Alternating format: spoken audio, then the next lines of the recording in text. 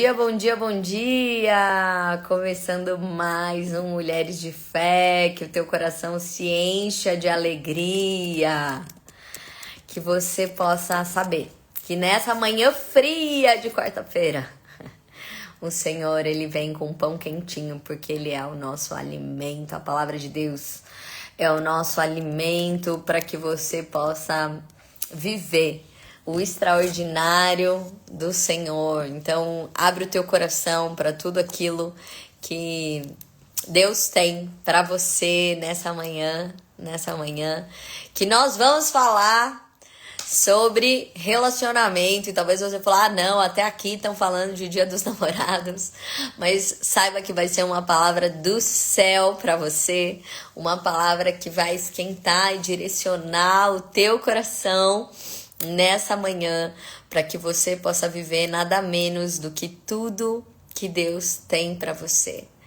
Vamos começar falando com Deus? Bom dia, Senhor. Bom dia, Espírito Santo. Venha nos encher. Nós precisamos de Ti.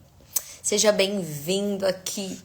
Nós queremos colocar as nossas famílias nas Tuas mãos. Nós queremos colocar, Senhor, pessoas que estão adoecidas. Nós queremos Te pedir que nessa manhã o Senhor possa tocar profundamente o nosso coração. Nós Te amamos, Deus. Nós queremos viver aquilo que o Senhor tem para nós. Obrigada, obrigada, Espírito Santo. Obrigada. Que você possa cuidar de cada um de nós. Obrigada, obrigada, obrigada. Põe a Tua mão sobre nós, põe a Tua mão sobre cada pessoa dessa live. Senhor, nós queremos declarar que nós sairemos daqui preenchidas do Teu amor. É isso que eu quero te pedir nessa manhã. Preenche-nos, Senhor, com o Teu amor. Preenche-nos, Senhor, de uma maneira nova. Preencha-nos, Senhor, de uma forma toda Tua. Senhor, eu quero te pedir que todo coração angustiado sairá daqui aliviado, cheio de amor. Senhor, que toda sensação de vazio, que toda sensação de angústia, que toda sensação de ansiedade vá embora e que o Senhor nos preencha tremendamente, Senhor. Nós queremos mais da Tua presença, nós queremos mais de tudo aquilo que o Senhor tem para nós. Obrigada, Senhor, pelo Teu amor, pelo Teu cuidado amoroso por cada um de nós, Senhor, obrigada. Entra, Senhor, com favor na nossa vida. Nós Te amamos, Deus, nós Te amamos. Que você possa louvar o Senhor nessa manhã.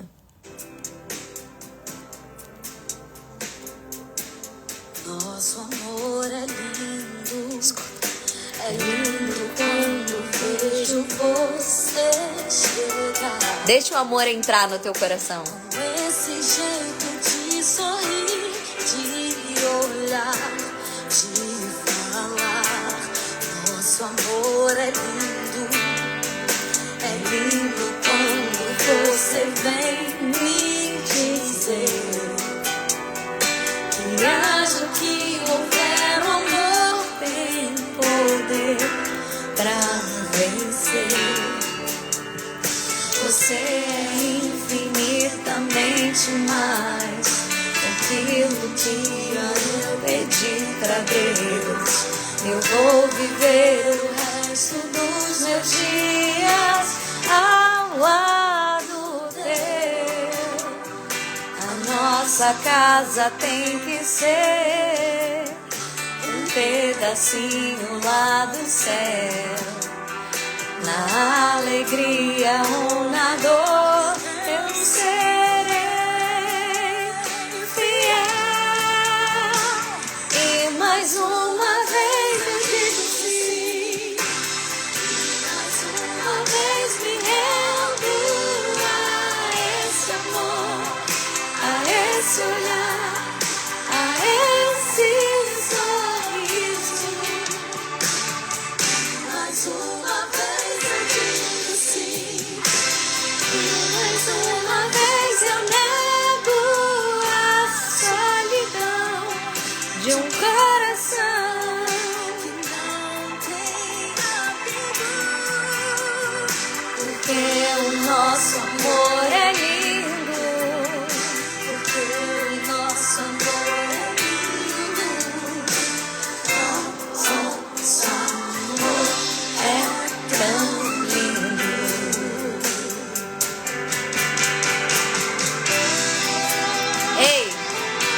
Deixa o amor invadir o teu coração nessa manhã.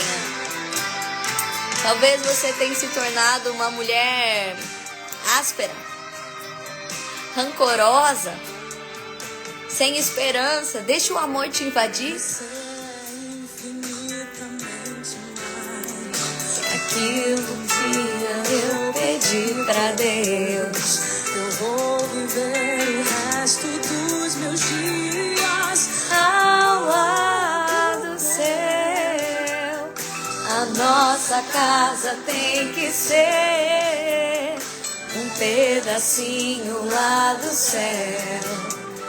Na alegria ou na dor, eu serei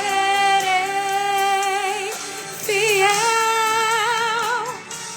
Mais uma vez eu digo sim, mais uma vez me rendo a esse amor, a esse olhar, a esse sorriso. Mais uma vez eu digo sim, mais uma vez eu levo a solidão de um coração que não tem abrigo. Nosso amor é lindo, porque nosso amor É tão lindo, nosso amor é tão lindo. Talvez você tá ouvindo essa canção aí e pensando quantas vezes você já sonhou com isso. Essa é uma canção que fala, né? Que mais uma vez eu digo sim, né? A esse amor, a esse olhar, a esse sorriso. E mais uma vez eu digo sim. E começa a dizer, né? Você é infinitamente mais do que um dia eu pedi pra Deus. Eu vou viver o resto dos meus dias ao lado seu. A nossa casa tem que ser um pedacinho lá do céu. Na alegria ou na dor eu serei fiel. Essa foi uma canção que tocou no meu casamento. Depois eu vou partilhar com vocês. Outro dia eu vou fazer uma live, gente, só das músicas do meu casamento. Porque cada uma delas tem uma história. Mas hoje eu escolhi abrir essa live, né, que tá aí antecipando o Dia dos Namorados, para que a gente pudesse falar sobre algo de Deus para nós. Talvez você tá cansado de olhar para essa data de uma forma comercial. Talvez você se entristeça nessa data, né? Porque você fala, não, Fernanda, não é o que eu pedi para Deus. Não, se desse, eu acho que eu não falava assim de jeito nenhum. Talvez você caiu aí num comodismo. Talvez a hora que você olha para todas essas falas, você fala, bom, não tem mais olhar, não tem mais sorriso, como é que eu vou falar, né? Mais uma vez, sim. Então, quantos desgastes um relacionamento tem? Quantos desgastes um relacionamento tem? Eu lembro, né, de uma senhorinha que eu ouvi uma vez no Dia dos Namorados no shopping, ela falando, gozado, né? No Dia dos Namorados todo mundo fica apaixonado, todo mundo fica bonito, a gente esquece das coisas ruins que o outro faz, né? Parece que o amor tem que estar no ar. Mas a grande questão, né, que nós precisamos tratar de verdade aqui é sobre qual é a essência.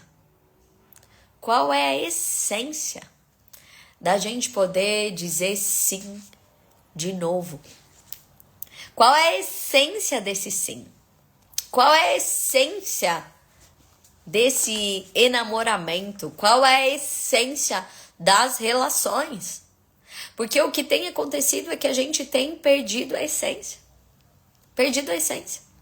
A palavra resiliência, ela fala de um conceito da física, que é a propriedade de um material voltar ao seu estado original depois de uma deformação. Fernanda, o que você está falando com isso?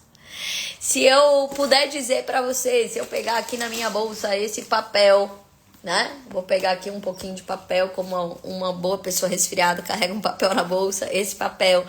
E eu pegar pra você e eu fazer assim com o papel, certo? Amassei bem o papel, bem amassadinho. Ainda é papel, gente, o que eu tenho na mão?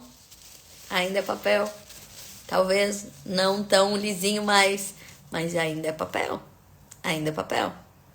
E se eu dobrar ele em várias partezinhas, ele ainda é papel? É papel. Por quê? Porque a forma muda, mas a essência dele não. O que tem acontecido com a gente é que durante e ao longo do tempo nos relacionamentos, a forma tem que mudar. A forma tem que mudar. Eu gosto muito de uma frase do Padre Fábio de Mello, que ele fala assim, né? O grande problema das relações é quando as pessoas não mudam de nível nas relações. E aí elas querem ficar sempre no nível 1. Né? Elas querem ficar sempre no nível 1. Onde você olha pro outro e você fala, nossa, mas você é muito maravilhoso. Elas querem ficar no nível 1.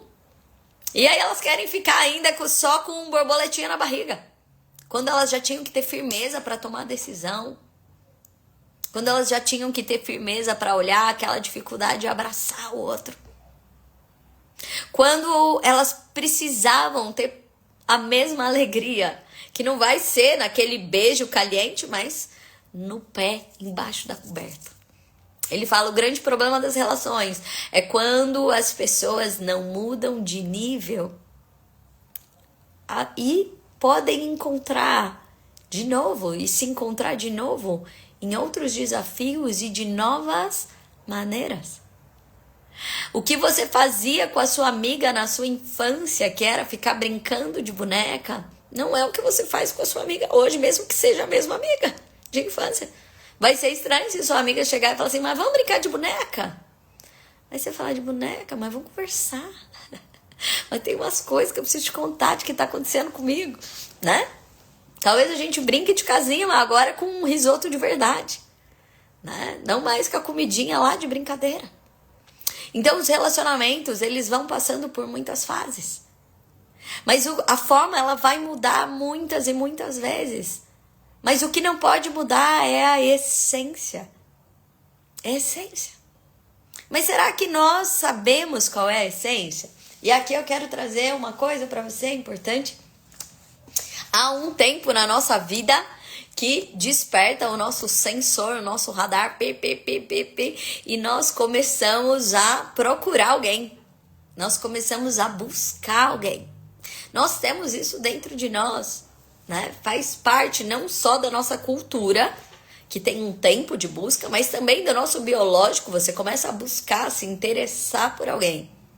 O que acontece nesse momento é que esse é o momento de busca, mas agora eu quero te perguntar, busca do quê? Porque a razão número 1 das pessoas não chegarem aonde elas querem ou não encontrarem é elas não terem clareza do que elas estão buscando. Qual é a busca? Qual é a busca? E aqui nós temos algumas distorções importantes. Porque nós dizemos que a busca é pela sua cara metade. Já ouviu essa expressão? Não, é que eu preciso encontrar minha cara metade. Deixa eu dizer. Para você encontrar sua cara metade, quer dizer que você vai ter que ser sempre pela metade? Então, o que você está buscando no outro é que ele complete aquilo que você tá pela metade. Sabe o que vai acontecer com a sua busca? Amanhã, a hora que você sentir a tua falta, você vai fazer o quê? Cobrar o outro. Porque ele tinha que estar fazendo aquilo que você não sabe fazer. Ele tinha que estar suprindo aquilo que está faltando em você. Se a sua busca é de sentir que você tem valor, então você quer que alguém olhe para você e te valorize e te veja como alguém top, então você depositou no outro, você acabou de dar para o outro o passe seu. Então agora o outro é aquele que te diz quanto vale quem você é. Por isso você vive numa gangorra. Agora eu sou boa, agora eu sou ruim, agora eu sou boa, agora eu sou ruim, agora o outro me olha, eu tenho valor, agora ele não me olha, eu acho que eu não sou ninguém. E eu tenho crises existenciais e tenho uma sensação de que eu fico tentando fazer o tempo todo algo para que o outro veja valor em mim. Qual é a busca? É a busca por ser escolhida, lá que a gente aprendeu lá na história, né? Dos contos de fadas, que quando a menina vira mulher, ela morre pra Disney, dorme e precisa alguém salvá-la disso. Então você tá buscando alguém que te salve, alguém que te desperte, alguém que te faça sentir existente. Olha o perigo disso, você está depositando uma chave poderosa de quem você é e da sua potência em alguém do outro lado. Ainda bem que tinha papel aqui, né, gente? Continua amassado, mas ó, é papel. Você está deixando algo importante ali. Como essa é uma relação de escolha, eu vou dizer para você, se atualizam nela. Qual é o contrário de escolha, meninas? Rejeição. Quando eu não me sinto escolhida, eu me sinto rejeitada. Você sabia porque a relação que mais machuca e que tem poder de dilacerar alguém é a relação de casal? Não é a relação de amizade. Não é a relação de pais e filhos. É a relação de casal. As maiores atrocidades, as falas piores que você pode falar para alguém, não é as que você fala para um filho. Não é o que você fala para um pai, não é o que você fala para um amigo, é o que você fala para o teu parceiro, para tua parceira. Sabe por que isso acontece? Porque como é uma relação de escolha, se atualizam nela todas as feridas de rejeição. Como é uma vivência de escolha, a maior parte das pessoas que buscam alguém na hora dessa busca, eu tô buscando o quê? Ser escolhido. Ser amado. Suprir as minhas feridas de rejeição. Lá da minha infância. As minhas feridas de rejeição. De quando eu não me sentia importante, de quando eu não me sentia protegido, de quando eu não me sentia alguém. Mas deixa eu dizer, se essa é a sua busca, de se sentir escolhido, de se sentir amado, você vai transformar essa busca ao longo do tempo numa grande cobrança. Fala pra mim se as maiores conversas que você tem dentro da sua casa não são falas de cobrança. Ou se os maiores silêncios que ocupam a tua casa não são os silêncios de tudo que você já cobrou e não veio.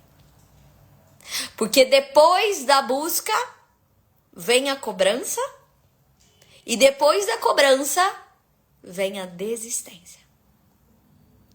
Eu trabalho com relacionamento o tempo inteiro. Porque o que mais fere o ser humano, a maior dor que nós podemos carregar não é uma dor física. A nossa maior dor é uma dor emocional. E as maiores feridas se dão nos relacionamentos. E elas acontecem porque nós temos uma busca que se torna, depois da busca, uma dívida, que é uma cobrança. Eu começo a cobrar o outro. E aí eu começo a cobrar de tudo que ele não faz, de tudo que ele não é, de tudo que ele não me entrega, de tudo que... Você começa a cobrar. E as suas falas são cobranças e você se sente cobrada o tempo inteiro também e exigida e insuficiente. E parece que nada do que você faz é suficiente, é bom. E você pode cair naquele ciclo de precisar fazer para ser reconhecida. Existe uma mulher assim na Bíblia chamada Lia. Ela tinha uma ferida de rejeição do próprio pai. Lia tinha uma ferida de rejeição do próprio pai. O pai não achava que ninguém ia querer casar com ela. Então o pai empurra ela. Se você não se olha com amor, se você não tem esse amor interno, talvez você fique achando que ninguém vai querer você. E a hora que ela conseguiu o Jacózão, firmeza do Jacó, veio de longe, era um partido de longe, diferentão. O cara cheio da bênção, mas ainda era pobrão a hora que ele chegou. Mas ele tinha a bênção sobre ele. Lia começa a fazer coisas para agradar o Jacó. E Lia começa a ter filhos. E cada nome do filho de Lia era para que ela era assim, agora ele vai me ver. Agora ele vai me ouvir. Agora ele vai se apegar a mim. Cada filho era para que ele visse ela, para que ele olhasse ela, era para que ele se apegasse a ela. A insegurança de Lia fazia com que Lia buscasse filhos para ter aquele homem para ela. Mas no fundo ela não queria o homem, ela queria o amor, ela queria ser vista, ela queria ser olhada, ela queria alguém que se apegasse a ela e ela saísse de uma solidão. Talvez você não faça filhos, mas você continue fazendo coisas na sua vida desesperadamente para ser vista, ouvida, para que tenha valor. E aí você começa uma cobrança externa e interna. E a maior parte que nós temos dos relacionamentos são relacionamentos endividados. Sabe o que significa um relacionamento endividado? Que eu acho que eu já fiz tão mais pro outro. Que eu acho que o outro tá tão em falta comigo que nada do que ele faz computa. E aí, sabe o que acontece? Tudo que o outro faz, a dívida come. Você já teve uma dívida no banco, bem? Uma dívida no banco acontece em qualquer dinheiro que entra, você não vê o dinheiro. Porque a dívida come. Tudo que entra nunca tem crédito. Nunca tem crédito. Porque o que entra consome. É o mínimo. Então eu não consigo sair do ciclo da dívida. Porque por mais que o outro faça, não adianta. Não adianta. Porque já comeu na dívida. Eu até tento ficar mais ou menos bem, mas é uma relação endividada, é pautada na escassez.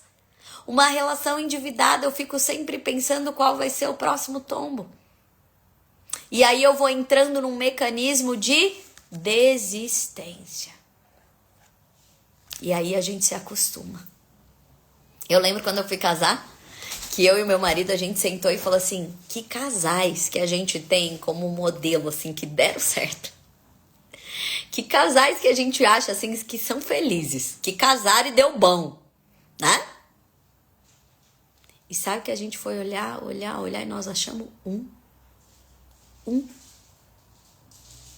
De todos que a gente conhecia. Que a gente achava, assim, que eles eram felizes, bem, juntos. Eu lembro que nós escolhemos eles para padrinho, porque a gente falou, a gente precisa aprender com eles. O que eles fizeram? O que eles têm?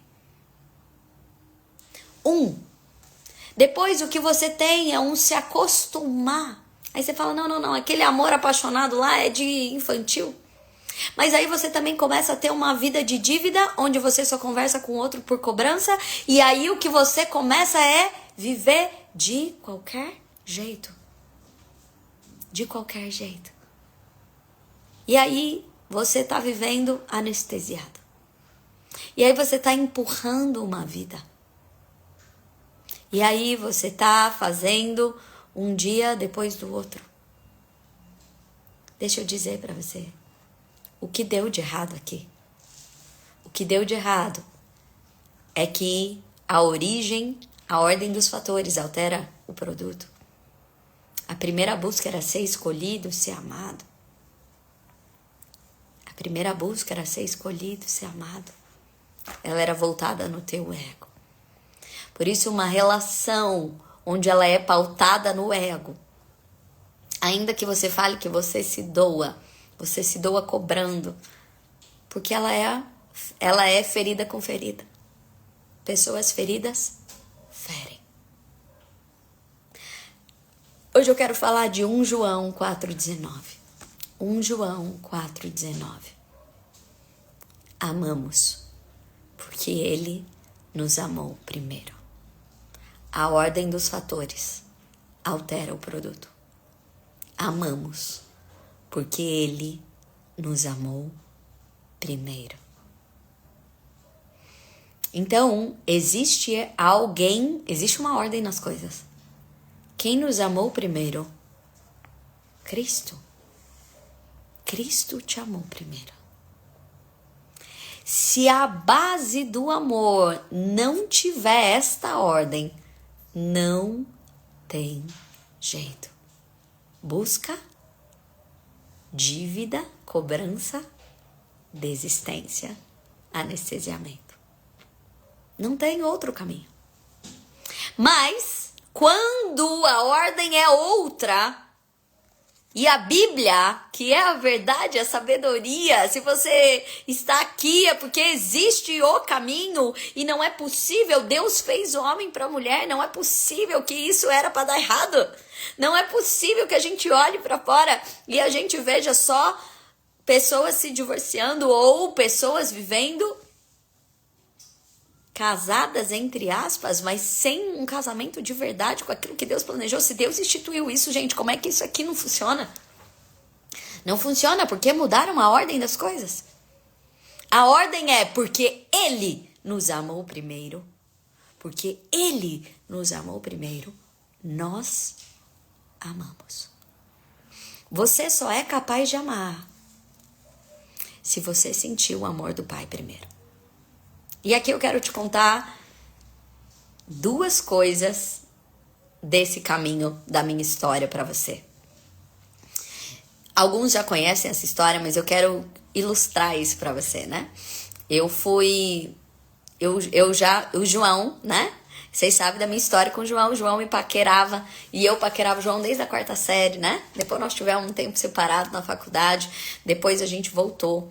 E o João, ele me colocava ali que nem uma princesa, né? Eu me sentia a mulher mais amada do Brasil, gente. Vocês não têm noção. De tal maneira que eu peguei um caderninho, que eu sou romântica, né? E eu tinha medo do celular, né? Não existia mais mensagem no celular, então eu anotava todas as mensagens dele no caderninho e escrevia, para não perder aquelas mensagens, né? E o meu maior medo era o João se acostumar comigo. Eu falava, gente, ele não pode se acostumar comigo não, porque assim, ele me acha a princesa. Ele me acha a princesa. Mas daí o João não me pedia em casamento, gente. Vocês não têm noção. Eu pensava que o casamento era a hora do maior amor das pessoas, né? Do casal. A hora que você fala pra sempre. O que é pra sempre, gente? É o tudo do hoje. Você não consegue enxergar mais nada. É o tudo do hoje. É a hora do maior amor do casal. E o João não me pedia em casamento de acho. E a gente namorando, né? E 5 anos, 6 anos, 7 anos. E ele não me pedia em namoro. E eu já tinha tudo esquema, né? Que eu ia sair da faculdade, ia casar e tudo aquilo na minha cabeça e nada. O homem não me pedia em casamento. E aquilo doía no meu coração. Porque o meu sonho era casar. O meu sonho de criança era casar, né? E eu tinha aquela dor que ele não me pedia em casamento, não me pedia em casamento. Eu falei, bom, não vai adiantar, porque ele pode ser o melhor cara do mundo. Se ele não quiser casar comigo, não vai adiantar, né? E então, o João, enfim, me pediu em casamento. Por livre e espontânea pressão. Ele me pediu em casamento, todo cuidadoso, do jeito que eu queria, num barquinho, que eu queria ser pedida num barquinho, né? Ele me pediu em casamento num barquinho. E aí eu falei já, mas que dia que nós vamos casar? Já vamos marcar, porque não sou dessas, né? Já pediu, já vamos marcar. Eu desci do barquinho, já peguei o calendário. Que dia que nós vamos casar, então? Ele achou que ia me enrolar mais o tempo. Eu falei, não, que dia que nós vamos casar? E aí, então, eu peguei lá o papel pra gente marcar o casamento. Marcamos o casamento, começamos a ir atrás de buffet, de tudo, pra casar. Nesse meio de tempo, eu fui num casamento, né? Eu ia mudar pro Rio de Janeiro, eu precisava conhecer pessoas. Uma amiga minha me convidou pra ir num casamento com ela lá, pra que eu conhecesse pessoas. E eu não queria ir, né? Nesse casamento. E eu fui. E eu lembro que eu só fui porque meu pai falou pra mim, Fernanda, eu acho que você tem que ir. Falei, pai, mas vou de bicão, nem conheço a noiva. Ele falou, não, ela te convidou. Ela já falou com a mãe da noiva, tá tudo certo. E aí, então, eu fui nesse casamento e eu fui pensando assim, então, senhor, você me arranja. Ó o plano, você me arranja um trabalho, já que eu vou pro Rio de Janeiro, tô indo num lugar que eu não quero ir, você já me arranja um trabalho nessa viagem. E eu fui de São Paulo até o Rio de Janeiro de carro, porque essa amiga foi de carro só pra me levar. E aí, eles foram contando sobre depender de Deus, a viagem inteira. Eu fui para Deus pedindo um trabalho e a viagem inteira eles contaram testemunhos sobre depender de Deus. A hora que eu cheguei no casamento, era o primeiro casamento que eu tinha ido na minha vida, que o centro não eram os noivos, era Deus. Os votos falavam de Deus. Eles eram rendidos a Deus. E eu lembro que o celebrante disse assim: não tem como dar errado, porque o centro de tudo que vocês têm vivido é Deus. Então, vocês aprenderam a maior chave de todas, que é tudo aquilo que viverem e pedirem de comum acordo, o Senhor concede. E comum acordo não é o que você quer, Natália, ou o que você quer. Comum acordo é o coração de Deus. Vocês aprenderam a ouvir e servir o coração de Deus. Eu fiquei tão impressionada com aquilo, todo mundo chorava.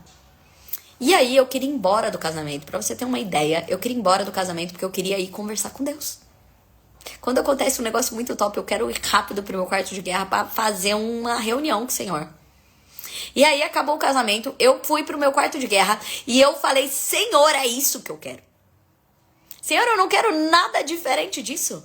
Eu nunca tinha visto um casamento onde Jesus é o centro, onde o amor, que é uma pessoa, é o centro. Eu falei: é sobre isso, Senhor, eu quero viver isso. Eu não sabia o que eu tava pedindo. Mas eu tinha aquilo. Eu lembro que eu mandei um áudio pra noiva, que eu conheci no dia do casamento, mas eu mandei o áudio pra noiva, falando, né, do quanto tinha sido incrível o casamento dela, o quanto que eu queria viver isso. E ela me disse assim: tá liberado pra você também. Eu falei: Senhor, é isso. Senhor, é isso. Mas eu não sabia o que eu tava pedindo, porque meses depois, então, o João disse que não sabia mais se queria casar comigo. A gente já tava fazendo, porque daí eu já me liguei que o Senhor era o centro. Eu comprei um livro que chama O Significado do Casamento. Eu super indico pra você O Significado do Casamento, do Timothy Keller. E a gente tava fazendo uma preparação espiritual pro casamento com esse livro, né? O Significado do Casamento, que é o significado do casamento à luz da Bíblia, né? Então a gente começou a estudar isso, porque, né, eram os meios que eu achava. E aí o João falou pra mim que não sabia mais se queria casar comigo. Gente, tudo contratado. Tudo contratado. Buffet contratado. Eu comecei a falar com o cara do buffet como é que fazia pra desfazer. Como é que era isso, né? E aí eu lembro que eu liguei pro cara que tava dando pra gente esse livro, né? O Significado do Casamento. E ele falou assim pra mim: Fernanda, olha, eu só quero dizer uma coisa pra você. Nada saiu do controle de Deus. Deus tá trabalhando você. E nesse tempo, eu quero contar pra vocês que nesse tempo, onde eu não sabia mais se eu ia casar, onde eu não sabia mais se eu ia terminar com o João, né? Porque daí o cara não quer mais casar com você. Então você pensa: o que eu vou ficar fazendo com ele? Entende? E aí... E ele era o amor da minha vida, tava tudo certo. De repente eu não tinha mais nada. E eu lembro que esse foi um tempo muito intenso meu com o Senhor. Aonde eu comecei a entender que pra mim era um absurdo ele não querer casar comigo. Eu ia largar tudo pra morar com ele no Rio de Janeiro. Eu era top. Eu tava assim: ó, você lembra que eu era a menina lá que você se apaixonou na sua infância? Ah, sou eu, lembra eu? Mas quem que tava no centro? Eu. O que fala em João 1:4-19? Porque ele nos amou.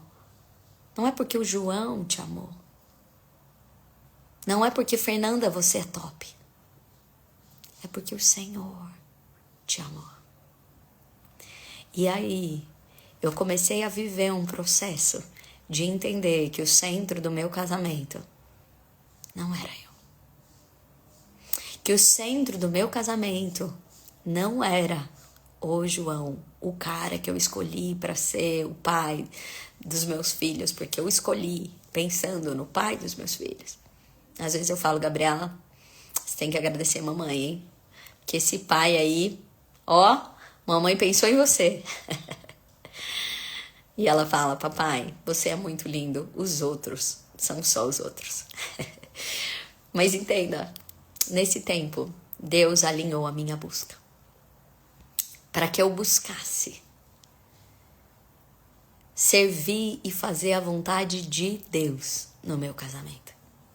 Para que eu soubesse que por melhor que eu fosse, eu não era garantia de nada. De que a única coisa que ia me sustentar num casamento era se Deus tivesse e se fosse do jeito dele. Bom, eu vou encurtar a história, mas eu preciso dizer para você que eu casei na data que a gente tinha preparado.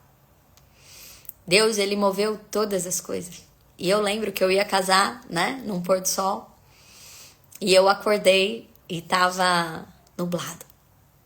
E eu lembro que minha mãe chegou para mim e disse assim: filha, você vai pedir para Deus sol? E eu disse: não.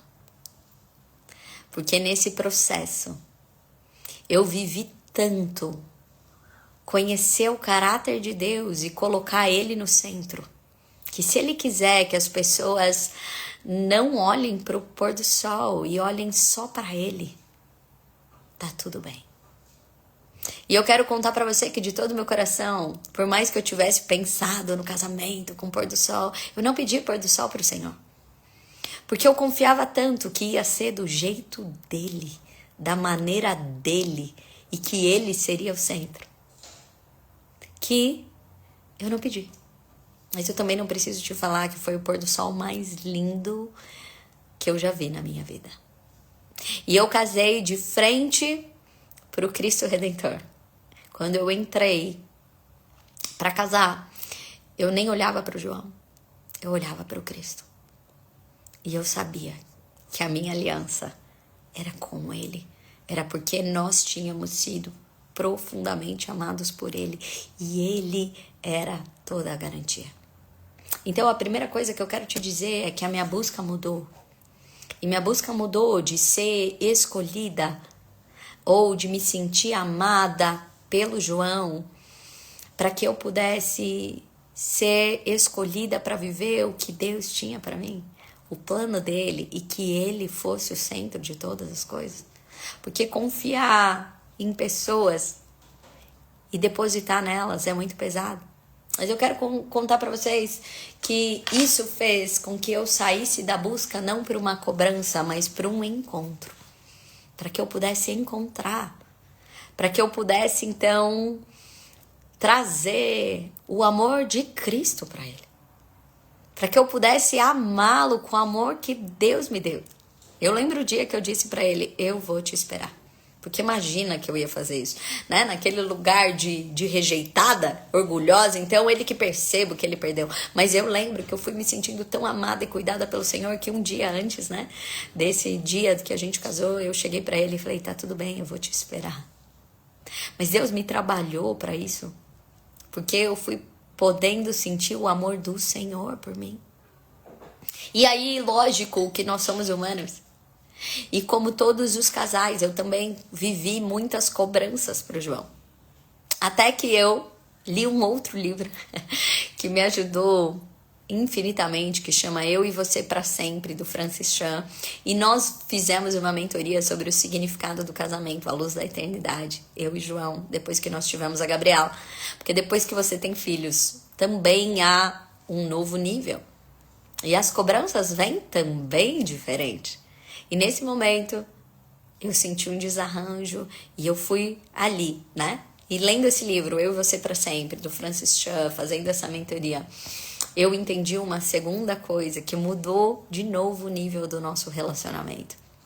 Eu não tenho um relacionamento perfeito, mas eu tenho um relacionamento alinhado com aquilo que o Senhor... E eu busco isso todos os dias, porque não é pronto, é uma busca constante. Mas a segunda coisa foi quando eu entendi que as coisas que eu cobrava do João, eu precisava falar com Deus. Porque Ele nos amou. Porque Ele nos amou, nós amamos. Tinham coisas que eu era uma acusadora, quando eu precisava ser uma intercessora. Às vezes eu queria algumas garantias para o João, garantias, às vezes, né, financeiras, garantias do que ia acontecer, garantias de como ele precisava fazer, garantias do olhar dele. E eu entendi que eu estava falando no lugar errado. Que essas conversas, primeiro, eu tinha que estar fazendo no altar. diante do Senhor. E que tudo aquilo que eu esperava que eu fosse suprida num relacionamento, eu transformava numa cobrança, só Deus poderia completar aquele lugar. E aí então, da cobrança, eu saí e fui para o encontro e agora não tinha desistência, tinha transbordo. Tinha transbordo. O caminho sem Deus é busca, sede, cobrança e desistência. O caminho com Deus é experimentar o amor, encontrar o amor e transbordar o amor. E aí o relacionamento não é mais o lugar aonde nós esperamos, aonde nós recebemos, mas é onde nós entregamos. E a coisa mais linda de você entender que é o lugar aonde você entrega, é o lugar aonde você transborda, é o lugar aonde você derrama, é aonde você é sinal do amor de Cristo. E a hora que você faz isso, você se sente realizado, porque é o próprio Cristo vivendo e fazendo em você. E aí você começa a alimentar o outro de um amor de Cristo que só aumenta. Porque o amor de Cristo, ele não tem dívida. O amor de Cristo, ele não tem cobrança. O amor de Cristo, ele é transbordante. Mas até hoje, eu vou para o meu quarto de guerra. E às vezes eu saio de lá e o João fala o que Deus falou para você. E eu disse, ele mandou ficar quieta. Que eu ainda preciso experimentar mais desse amor até eu conseguir dar. E aí eu vou sendo intencional em cada entrega, em cada vivência, e eu vou recebendo tão mais. E agora eu não tenho mais aquela dívida que come o que o outro coloca, mas eu posso olhar com o olhar do Senhor e ir recebendo. Porque às vezes eu queria receber um bilhete, mas não é assim que o João me ama, é com o café que ele me trouxe. É com a hora que ele faz academia mais cedo para poder depois me ajudar com a Gabi. Entenda. Porque aí você não tá num lugar de exigência mais. Enquanto você tá num lugar de exigência, nada fica e você vai sair da exigência para desistência. Mas quando você tá no lugar do transbordo, você não tá lá mais com a tua ferida de carência, você tá lá entregando a tua potência e isso começa a alimentar o outro e o outro começa a aprender um novo tipo de amor, alimento. Eu quero terminar te contando mais uma vivência, porque nós somos perfeitos, mas nós buscamos receber primeiro do Senhor. Nós buscamos entender que só dá para amar se você se sentir amado primeiro. E não é por você mesmo. E não é por outra pessoa. É por Cristo. E a ordem dos fatores altera o produto. E a ordem dos fatores altera totalmente o produto. E eu quero te contar que nós não somos perfeitos. E nós tivemos uma DR. Outro dia, nós tivemos uma DR. Já faz um tempo. Nós tivemos uma DR. E aí, o João ficou emburrado, porque esse é o jeito que ele fica bravo. Ele ficou emburrado. Eu preciso conversar, mas ele fica quieto.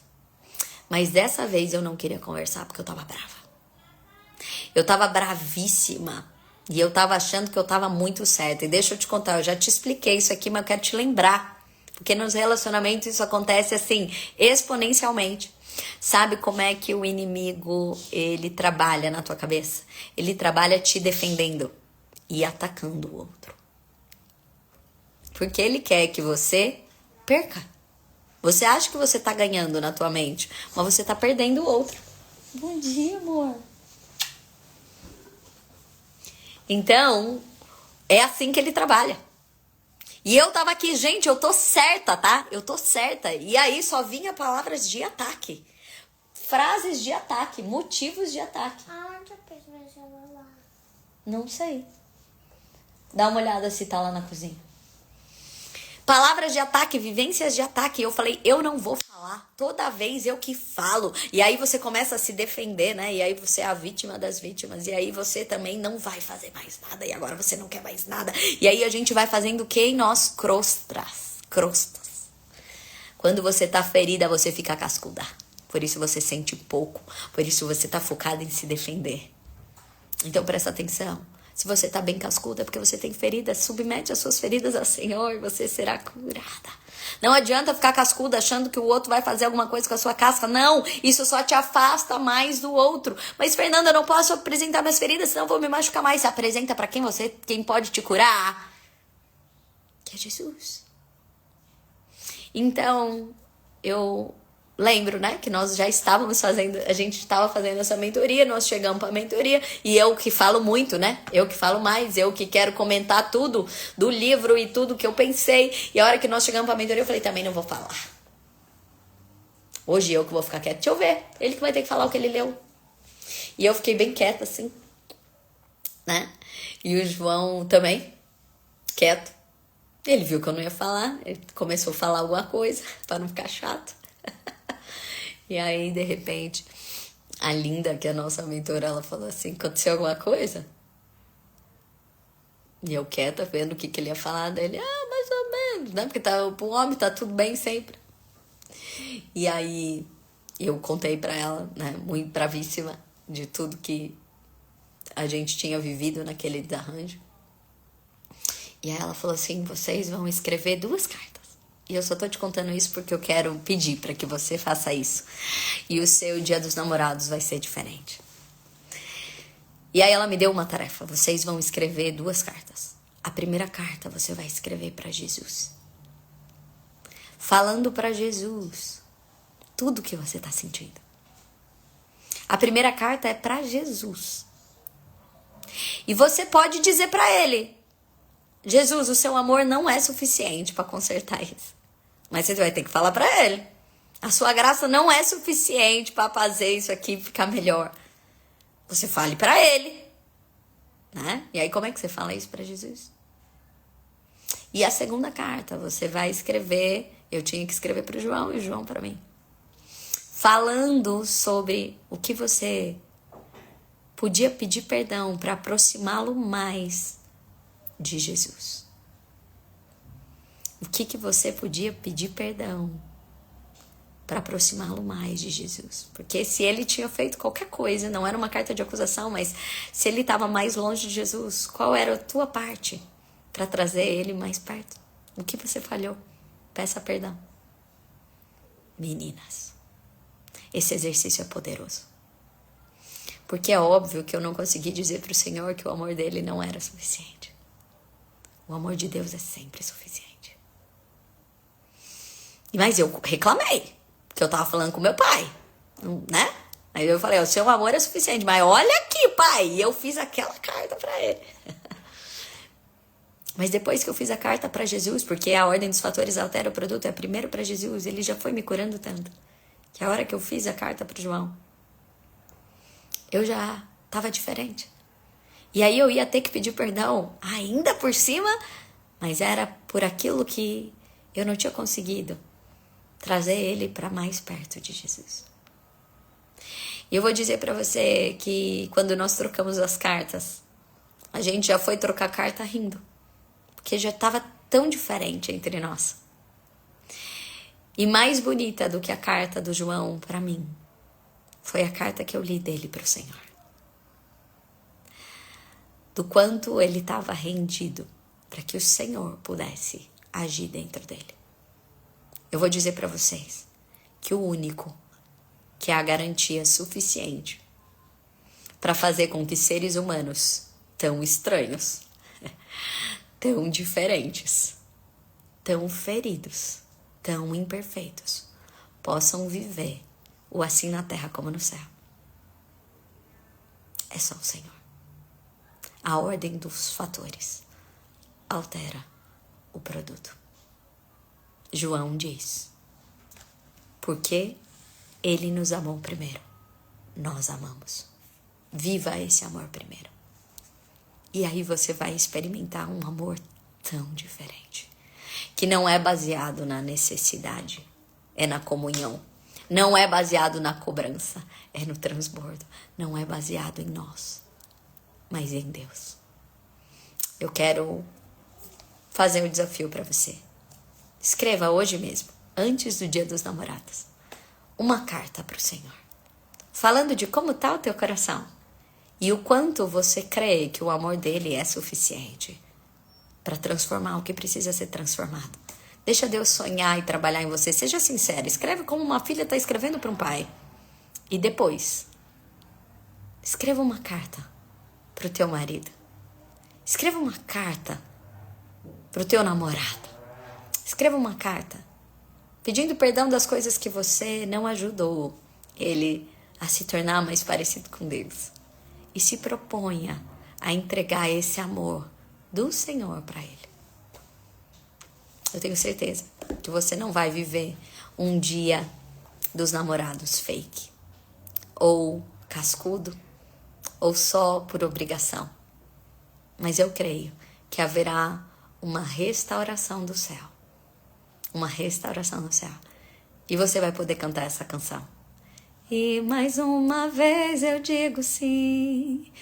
E mais uma vez me rendo a esse olhar, a esse amor, a esse sorriso. E mais uma vez eu digo sim. E mais uma vez eu nego a solidão de um coração. Ei, um coração que só tem abrigo no Senhor. No Senhor, e vai poder viver um transbordo do céu, do assim na terra como no céu. Que os nossos filhos olhem para os nossos relacionamentos e saibam que não é sobre ter uma mãe ou um pai perfeito, mas é sobre ter um Deus perfeito que conserta e refaz e faz nova todas as coisas, todas as coisas, todas as coisas. Um beijo grande. Eu quero... Deixa eu correr aqui que eu tô atrasado, mas eu não posso deixar de te convidar se você não tava na live ontem. Se você não tava na live ontem, eu preciso te chamar aqui para que você possa estar terça-feira que vem. Então vou falar rapidamente, quem tava na live ontem já sabe, eu fui convidada pela West Travel, que é a maior agência que faz caravanas para Israel do Brasil, é a maior agência do Brasil que faz caravanas para Israel. Eles fazem para o Thiago Brunet, para o André Fernandes, eles que fazem assim para grandes, né, pessoas que levam as caravanas para Israel. E eu fui convidada para ir com uma caravana para Israel, pregando em cada lugar aonde Jesus passou. Não é incrível? E eu quero viver isso junto com você. Você precisa estar lá. Nós batalhamos muito. Agora a gente ficou um tempão, né, para que fosse de uma forma que mais gente pudesse ir lá. E o lançamento dessa caravana vai ser agora na terça-feira que vem, dia 17, 7 da noite. E o dono da agência, o Biratã, que é o homem que mais foi para Israel, ele vai dar uma aula sobre cada lugar que o Jesus pisou. E lá ele vai explicar tudo sobre essa viagem que vai acontecer no ano que vem, tá bom? É uma viagem que acontece em 2026, tem tempo ainda para nós. Dia 14 de abril de 2026, saímos para Israel. São 9 dias em Israel, 9 dias em Israel, com tudo incluso.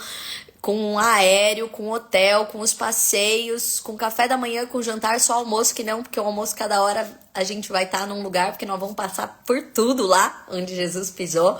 Então só o almoço que não é incluso.